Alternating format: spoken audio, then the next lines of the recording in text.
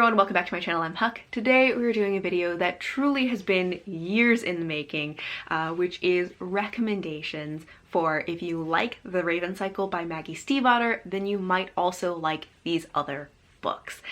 This is a video that I've been wanting to do for such a long time, since I pretty much first read this series in like 2017, 2018, because I loved The Raven Cycle so much. It's one of my favorite series of all time.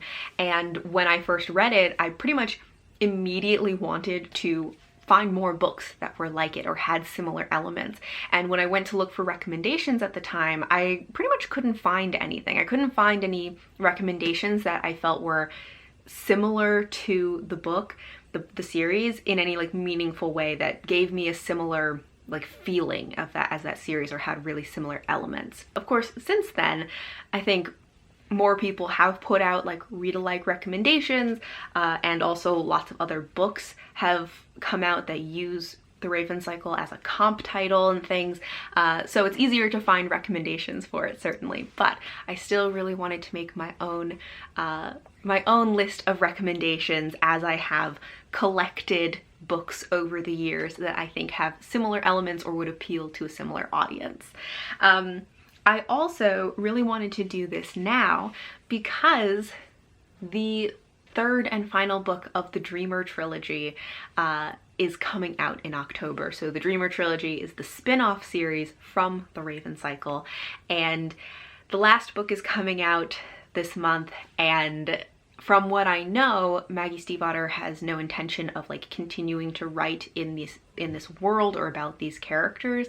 So, you know, if you are worried about running out of books set in this world and are looking for something that will satisfy that same part of your reader soul, then maybe these books will help. Now, of course, none of these books are going to exactly be The Raven Cycle, and I still think I love The Raven Cycle more than any of these, so I don't want to like lessen anyone's enjoyment of these by kind of setting the expectation too high by doing these kind of read-alike recommendations, but hopefully you will enjoy them. And I will trot some of the things that I look for that would make me think, oh, this is a book that has similarities to The Raven Cycle, are either writing, atmosphere, setting, or like characters, tropes, things like that. So the writing in The Raven Cycle, I think, is very beautiful, atmospheric, uses a lot of like metaphor, and has this kind of dreamy quality to it. The setting that it's set in, like rural Virginia, and that it has a lot of it is set in this like beautiful magical forest, and they can like talk to the trees, or the trees speak Latin. There's also paranormal elements to it with like psychics and tarot and ghosts and all of this. But I think the things that a lot of people love most about this series, and that I definitely love about this series, are the characters and relationships. The characters themselves are so lovable and endearing, and the relationships and found family is so just lovable and heartwarming as well. And those are really the things that I love most about this series, but those are some of the elements that I kind of look for, of what gives me similar vibes, similar feelings as The Raven Cycle when I'm reading something else. That was my my preamble. Let's just get into this. I'm going to go through these in order of, I think, least fantasy to most fantasy. Most of these fall into more of a like contemporary or paranormal fantasy kind of category, but I have one or two that are pretty much just contemporary, and then one that's just fantasy. So we'll just sort of go from least to most fantasy, and then I have like two kind of wild cards at the end that I just want to throw in there. So first of all, starting out with the most contemporary, least fantasy, we have Kay Ancrum's books. So these are both contemporary YA, that maybe have like a smidge of a speculative element to them, and they are connected, but they're standalones. You really can read them independently. There are a couple of characters from The Wicker King that show up in The Weight of the Stars, but I read The Weight of the Stars first and then The Wicker King and loved both of them, so you don't have to read one before the other. I think that The Wicker King is the one that is more similar to The Raven Cycle. So this is, as I said, YA contemporary. We're following two best friends who are these two boys who go to high school together. Both of them have somewhat difficult home lives and don't have a lot of support from their parents or really any adults in their lives, and so they have a very intense and somewhat codependent and maybe toxic relationship where they really heavily depend on each other because they don't have other kinds of support in their lives, and so they're really just trying their best. What ends up happening is one of these friends starts having these visions of this kind of other magical world that overlays the real world, and he gets very involved in this magical world but also finds it very disturbing, and he gets really obsessed with this quest that he believes he has to complete, and if he completes the quest then this world will like leave him alone and let him go. And his best friend really doesn't know how to help him but is trying his best to support him and just figure out what's going on as all of this weird stuff starts happening and his friend starts acting so strangely. As they're going through all of this, they also encounter a girl who kind of gets pulled into their orbit of this like kind of codependent relationship, and both of them become very like attached to her as well. The things that I think are most similar between this and the Raven Cycle are that, you know, it really focuses on found family and this like very intense friendship. I think this is kind of like a darker, more toxic version of this because they are like codependent and they don't have the kind of familial support that a lot of the characters in the Raven Cycle do have. It has this sort of other magical world that is kind of reminiscent of the dream world that Ronan encounters. I think the characters, just their personalities, sort of feel like if you put Gandhi, Adam, and Ronan's personalities in a blender and then just sort of divided the characteristics between two characters, that's these two characters. There is kind of a tension between them about whether this kind of obsessive relationship that they have with each other, is it purely friendship? Is there a romantic component to it? And then even this girl that like becomes a part of their life, the way they meet her is that like she works at a diner and they go to talk to her and like accidentally insult her, and then she ends up kind of becoming a part of this friend group dynamic, which is kind of similar to how the Raven boys meet Blue. So I think that, as I said, it is a more contemporary and kind of more like a darker, a little more toxic version of some of these tropes, but I think it definitely has some very similar tropes and character types. The other K. Ankrum book is The Weight of the Stars, which is like maybe very slightly sci-fi, because it, at this point, like we kind of done more space travel than we actually have in the real world, so it's like very slightly further in the future. The main character that we're following is really obsessed with space and wants to go into space, but she takes care, she's in high school, but also takes care of her younger brother and this like baby that she has no idea where it came from, but he brought home a baby one day. And the main character, I think her name is Ryan, she also really takes care of her friend group. K. Ankrum's books really focus on like found family a lot.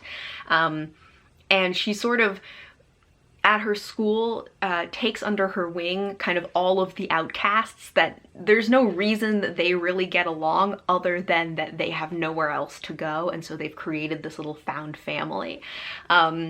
And all of the characters in this, it's kind of like a whole friend group of Ronins, because they're all just like so angry as characters, but they all like love each other so fiercely.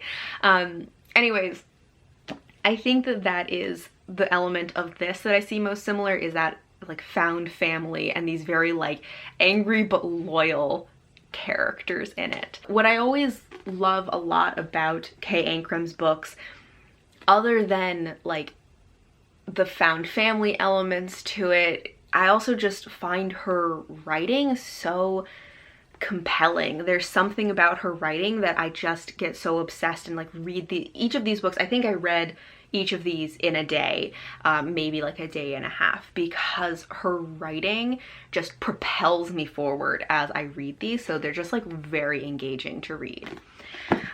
Next up, I want to talk about Spellbook of the Lost and Found by Moira Fowley Doyle. This is contemporary paranormal fantasy YA that is set in rural Ireland. It starts out on the night of like a high school bonfire. There are these girls who find a spell book that is the spell book of the lost and found, and they do the a spell from it that is essentially meant to bring back lost things. And they think nothing of it at first, until they actually start finding some things, and then they start losing things. Things start to go missing. It starts out small as like hair clips and flip-flops, until people start going missing. And then from there, they have to figure out how to save their town and how to stop this from happening. In this, we're following two groups of friends as they are kind of dealing with this and trying to figure out what's happening and why people are disappearing. I think that the strength of this is really the atmosphere in it. It has this very like eerie, magical forest atmosphere. It definitely feels very like whimsical, but like haunting and eerie and a little bit creepy. A lot of this takes place outside in the forest, so it has great foresty atmosphere to it.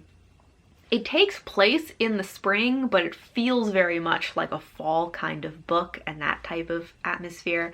And it definitely has like it has friend groups in it. I don't think that the friend group dynamics in this are as compelling as the Raven Cycle. I don't think the friends as characters are quite as lovable, but it does have definite like friendship dynamics to it. It's really though like the atmosphere of it and that foresty setting that I think would appeal to fans of the Raven Cycle. Next up is Cemetery Boys by Aidan Thomas. This is another YA contemporary like paranormal fantasy, but in this we are following Yadriel, who is a trans guy. They have like a long history of magic in their family, but the type of magic that they have is very gendered, that the men in the family have one kind of magic where they can speak to the dead, and the women of the family have a different kind of magic. And Yadriel wants to prove to his family that he is able to use like the men's magic of their family, and that will kind of solidify his gender to them. And so when one of his cousins dies, Yadriel's plan is to bring back his ghost and talk to his ghost to help solve his murder. However, things don't go exactly according to plan, and he ends up bringing back the ghost of this other boy, Julian, who he went to school with but never really knew, and just kind of thought Julian was like kind of a troublemaker.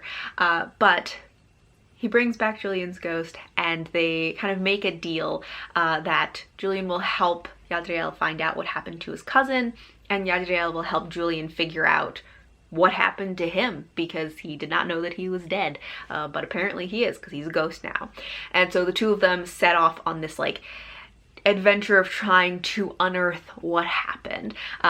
However, along the way, Yadriel may be falling for Julian and vice versa. And so this book is just, it's so fun and so sweet. I think that this has like a very cozy feel to it. It really has this real emphasis on family. I think the character Julian kind of reminds me a little bit of like kind of like a happier version of Ronan. He's a little bit more happy-go-lucky, a little more like high energy, but he has a lot of similar character traits in a lot of ways, and he is like an intensely protective person of the people that he loves in a very similar way to Ronan. I think that there are also some similar themes, like how the feeling of having a very magical family and not feeling like you quite fit in with that magic and having to sort of figure out like what is your role within the family if you're not exactly fitting in with the way that they practice magic is something that I think Yadriel has in common with Blue.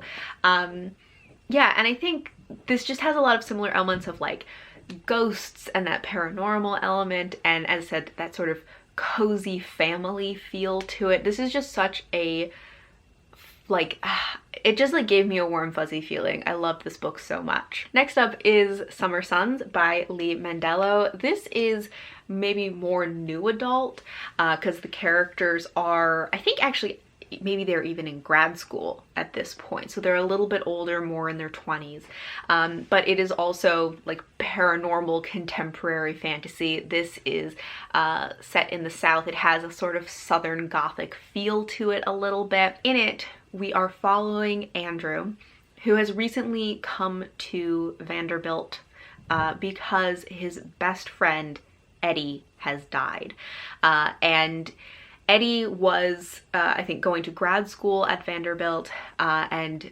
died unexpectedly. They say it was a suicide, but Andrew doesn't believe that. He believes something else was up, especially because he knows that both he and Eddie have a special connection to the dead because they see revenants who are a little more tangible than ghosts. It's more like decaying bodies that like show up and then disappear.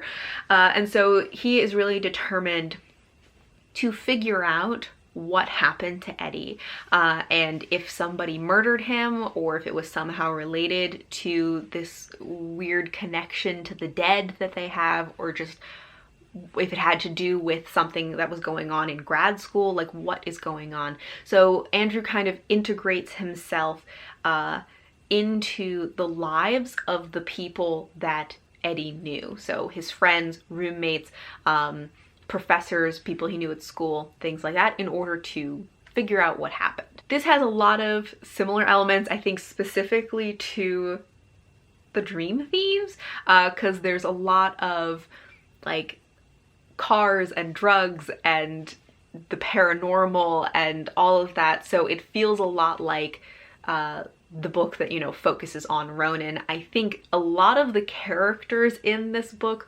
feel like they're kind of like Ronan plus another book. They have certain elements, especially just being very like angry people in a lot of instances. The main character, Andrew, kind of feels like a weird combination of like Ronan and Noah, kind of.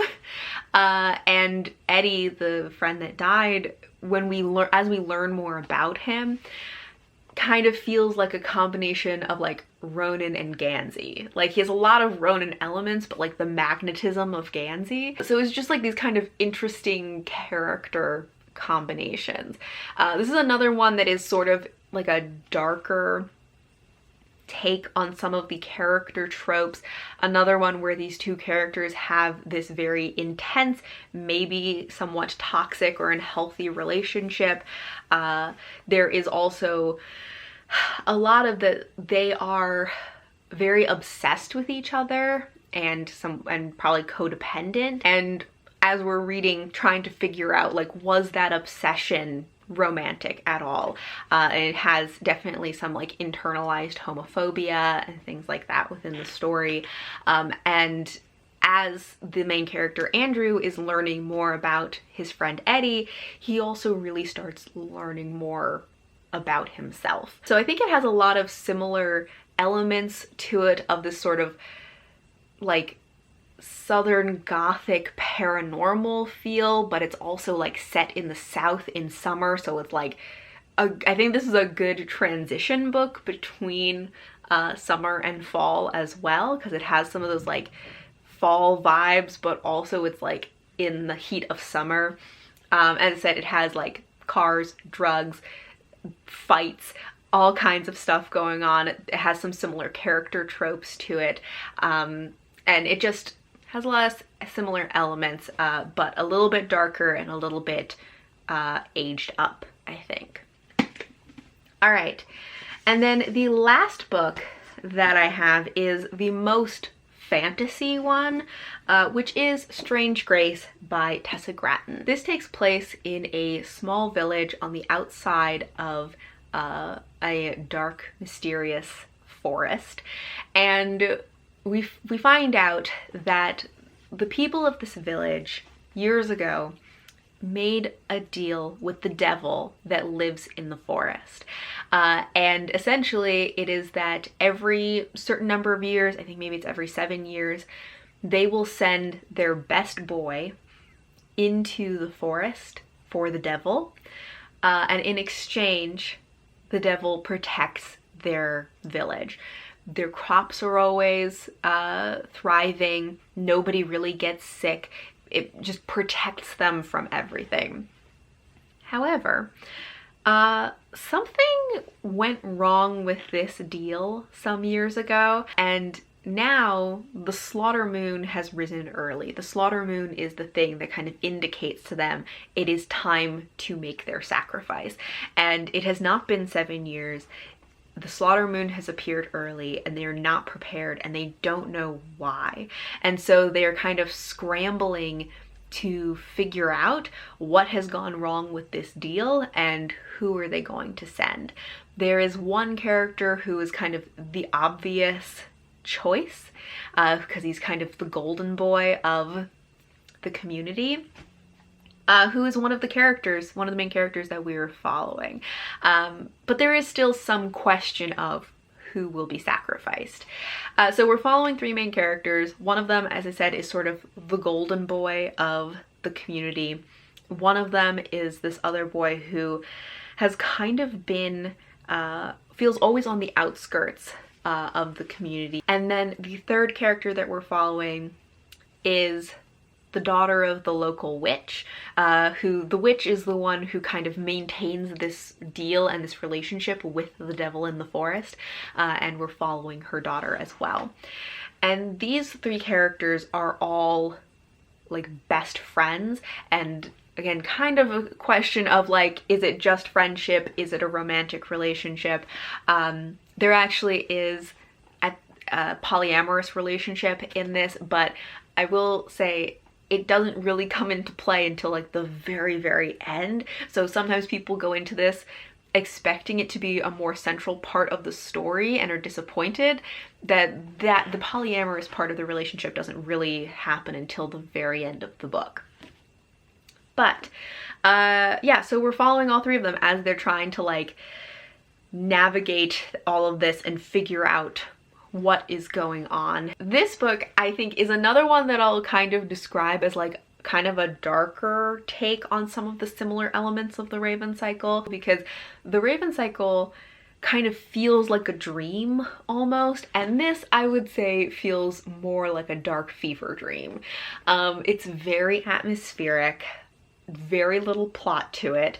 I often describe this as like no plot, just vibes. So you know, if you go into it expecting much of a plot, it will be disappointing. If you go into it just for the vibes, I think you will enjoy this. It is very atmospheric. Tessa Gratton's writing is always very like beautiful and atmospheric. Her writing of nature I always love, and just like the forest atmosphere is so good. This also involves a little bit of body horror, and I just think the way that it's written is great. I think this also uses a lot of very similar character tropes out of the Raven cycle. I don't think they're as well fleshed out in this. So it hits a lot of similar types of characters and tropes, but they're just a little bit more shallowly drawn in this case. So I still really enjoyed it because I like those character tropes, and because I have such affection for that type, these certain tropes built up from reading the Raven cycle, but they're not particularly well fleshed out in this because it really is like just vibes. So those are the main books that I wanted to recommend, but then I also have two kind of wild cards that I want to just throw in at the end. I'll do these as quickly as I can. But first up, speaking of Tessa Gratton, I also wanted to recommend The Queens of INNIS LEAR, also by Tessa Gratton.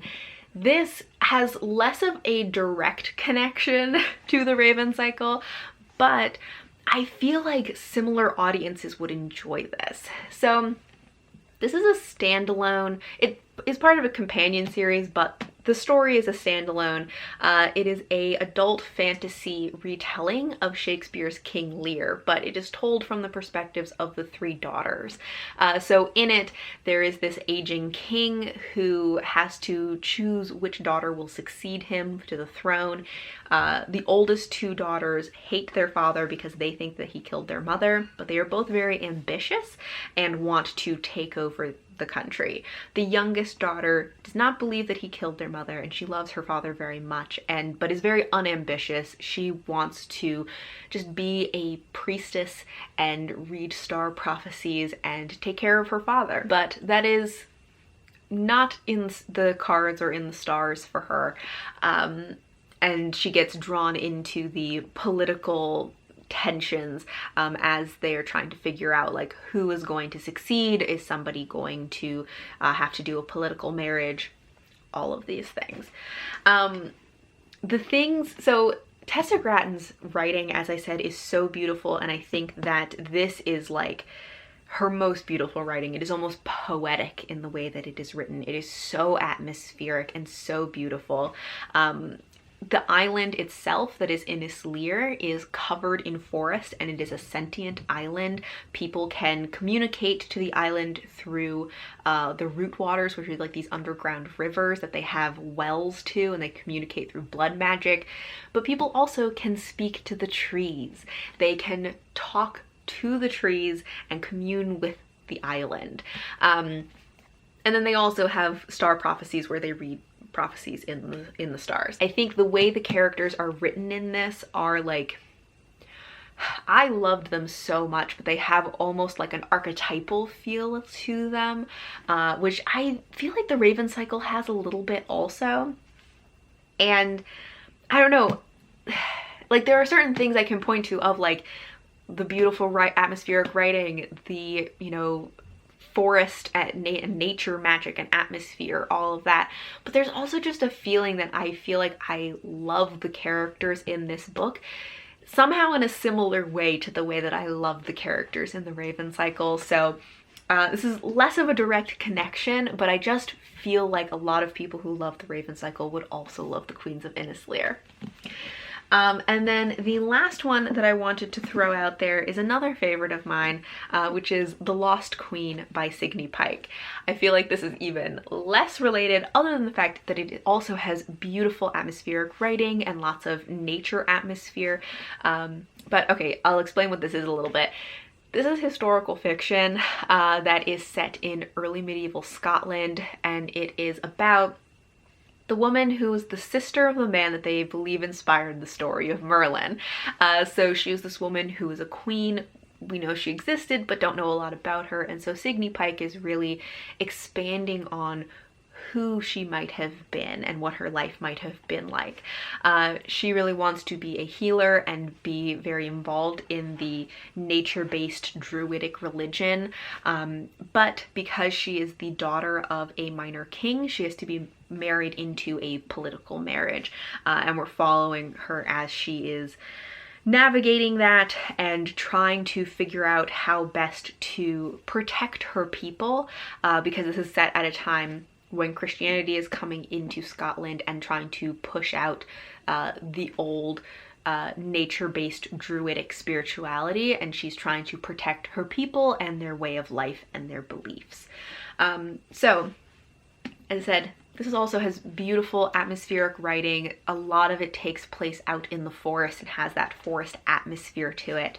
But also, it is kind of Arthurian adjacent. The character Glendower shows up in this book. I actually have a whole video that was recommendations for Arthurian adjacent books. So I'll link that in the description. But yeah, you might like this if you want a little bit more about that setting and time period when Glendower was alive. Speaking of which, actually, a lot of these I do have standalone reviews for, so any of those I will link in the description so you can get more information about them. But those are all of my recommendations for books that I think have similarities to the Raven Cycle, or I think would appeal to a similar audience. I would love to know if you have any recommendations for books that you think are similar to the Raven Cycle or appeal to a similar audience. I loved these, but I'm always looking for more things because I love the Raven Cycle so much. But I would love to know. Thank you all for watching, and until next time, bye!